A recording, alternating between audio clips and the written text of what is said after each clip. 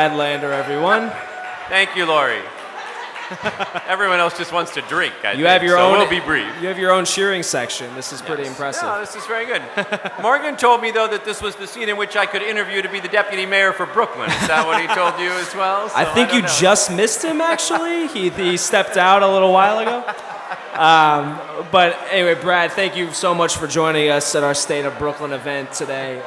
So I wanted to ask you, you're not a native Brooklynite, correct? I am not a native Brooklynite. So what was it originally that attracted you to the borough? I mean, what, coming from out of state, why did you choose to kind of, establish your roots here in terms of your family and your obviously job? No, great. So we came here like a lot of other people do. My then girlfriend, now wife, came to go to law school here. So obviously our educational institutions are a very big part of what draws people to the city.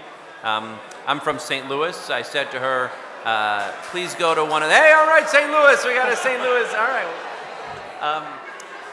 Pick one at the time, St. Louis was the 27th largest city. Now I think it's down in the 30s or 40s. I said, pick one of the 26 bigger ones. And she picked New York to go to NYU for law school. And then pretty quickly I got involved with the Fifth Avenue Committee. I was drawn by that mission. You heard this from Councilmember Cumbo. Believing in affordability, believing in diverse communities, wanting to take these fantastic, livable, walkable, vibrant neighborhoods and make sure as much as possible they stay available for everyone. And so I got a job at Fifth Avenue Committee. I moved to the neighborhood and I've been there ever since. Now, we talked about throughout this discussion with the various elected officials that have been up here, how much Brooklyn has changed, for better or worse. Yeah. I'm curious to get from your perspective, what is, in your eyes, what has been kind of the most important change that you've seen, either in your district or just in the borough as a whole? Well, when I started as the director at the Fifth Avenue Committee, right around our office, there were 150 vacant buildings. There were something like 200 vacant lots. Lower Park Slope, Gowanus, the northern part of Sunset Park, very, very different than today. And obviously, seeing the borough, on the one hand, on the positive side, become a safer, more vibrant, more well-developed place with beautiful buildings where once there were shells with vibrant businesses, with people living there, fantastic. On the downside, it's nowhere near as diverse as it was. It's become much more expensive, and many, many people who once could afford to live in Park Slope and the wonderful neighborhoods I represent no longer can. So our source of strength is also our biggest challenge. And if we can't build a borough that's both diverse and energetic and safe and inclusive, not segregated by income and race, then we're not going to be able to judge the Brooklyn experiment a success. Sure.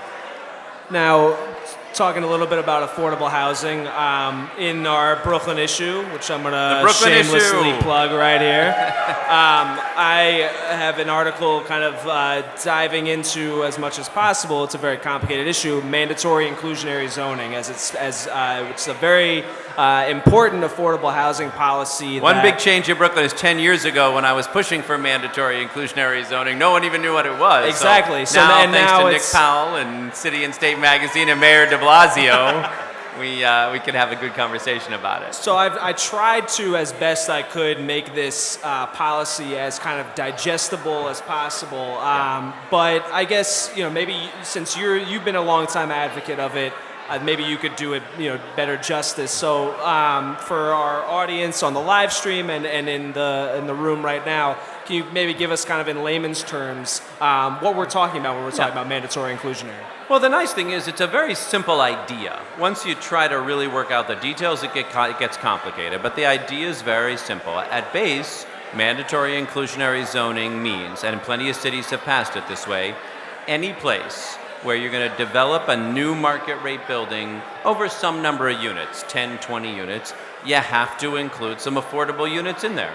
You're benefiting from the things that have happened around you, from the public investments, from the zoning, from the economy. Your ability to sell those 80% or whatever it is market rate units is dependent on public investment, dependent on being in a good, vibrant city. And so part of the price you're going to pay for doing so is including some affordable units. And so the percent that you're required ranges depending on where you are, how deep you go, how big your building is. But at base, everybody who builds some market rate units has to include some affordable units. So the idea is simple, the devil's in the details. Right.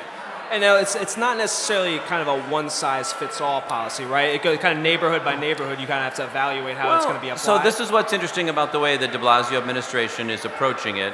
There are cities that have taken a one-size-fits-all model and are looking not even necessarily just where you upzone. You know, in San Francisco, in San Diego, in Boston, in Montgomery County, Maryland, in all of those places, anywhere in the jurisdiction that you build, if you build above, again, they pick a unit, 10 or 20 units, you must make 7.5%, 10%, 12%, 15% of the units affordable. Sometimes they offer you different income bands. Sometimes they tell you here's where they've got to be. Sometimes they give you a density bonus or some tax breaks, and sometimes they don't. They simply say that's the cost of doing business in our city. Sure. Now, the de Blasio administration, given how diverse New York is, you've got obviously neighborhoods with enormous high-rise buildings. You've got neighborhoods with single-family homes and brownstones and everything in between. I like the approach that they're taking of saying, let's look at different neighborhoods and try to develop a program that makes sense given that neighborhood.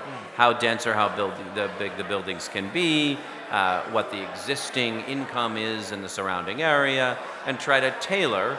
But that's going to create new challenges as well, and I'm looking very forward to seeing what Carl Weisbrot and Vicky Bean come up with. If we can get a program on the one hand that's strong and uniform and everyone knows they have to comply, but that also accounts for the differences between neighborhoods, then we'll really have something special. Now, I've asked the other council members who joined us this evening, so I'm going to ask you as well. In your district, which includes Park Slope, Cobble Hill, correct? Borough Park, parts of Borough Park. That's right. Windsor Terrace, Windsor Terrace, Kensington, the Columbia Waterfront neighborhood. What is going on in your district right now that you're really excited about, that you want to talk about tonight? Yeah. Well, let me first say, anytime it's summer, the best place to be in Brooklyn and in my district is in Prospect Park. I don't know who we're competing with at Celebrate Brooklyn tonight. Which I should say is the location of my forthcoming wedding with my fiance. Ah, very nice. Here tonight. Something that puts you on the same place as Mayor de Blasio. There you His go. wedding was also in Prospect Park. No, it's extraordinary, and if people haven't gotten to see the new Lakeside Center, they brought it on board talking all about the ice skating, but in the summer you can roller skate in this great little water park for the kids. Just beautiful. There's a cafe there now. But the whole park itself, from the Little League Baseball to the Celebrate Brooklyn concerts to Lakeside to quiet places to, that's the best place to be in my district in the summer. I couldn't agree more. We've got some nice new pieces on the other edge of my district. The Brooklyn Greenway is getting built out nicely on Columbia Street and Van Brunt Street. I was at Pak Pak the other night. And we've got a whole new leg of the Greenway down on Van Brunt Street that's looking very good. We're about to make some progress on Columbia as well. Going forward, certainly one of the most interesting places is the area around the Gowanus Canal. Here we've got this area that 150 years of industrial pollution, polluting the canal, the mud at the bottom, the water, the land around it. Then we see in Hurricane Sandy just how vulnerable that whole area is to flooding. And it doesn't just flood when the hurricanes come, it floods now when it rains as well. So we really need a set of infrastructure investments with attention to resiliency. And then we have some important choices to make. We've got a vibrant manufacturing district around there, and with great opportunities to take some of what we're learning at the Navy Yard or learning in Sunset Park and keep growing businesses and helping make sure there's room for industry. But there's a lot else happening in Gowanus as well. There's all these new amusements. We've got shuffleboard and Ample Hills ice cream and a lot of development pressures. And how we get that balance right, how we preserve space for jobs, how, if we're willing to open up some space for residential development, we make sure we get those uses that create jobs, we make sure we get affordable housing, we make sure we get the sustainable infrastructure investments that we need, and we preserve the mixed character of the neighborhood that's made it special. That's a great set of challenges facing us. People have very strongly held and very different views about how we should do it. We've been working for about a year with this process called Bridging Gowanus, a community planning process, and we're this fall we'll come out with some recommendations, a set of guidelines for planning, and then we hope to work with the de Blasio administration. That can be, if we get it right, and it's a big if, a real model for what you do in a once polluted, low-lying area, vulnerable to flooding, mixed use, mixed income, really an exciting place for many years to come. So, we'll definitely look out for that. Councilman Brad Lander, thank you for joining us. and let's hear it for Nick Powell, who's doing all these fantastic interviews and has really become a stalwart at City and State, not just for Brooklyn, but all around the city.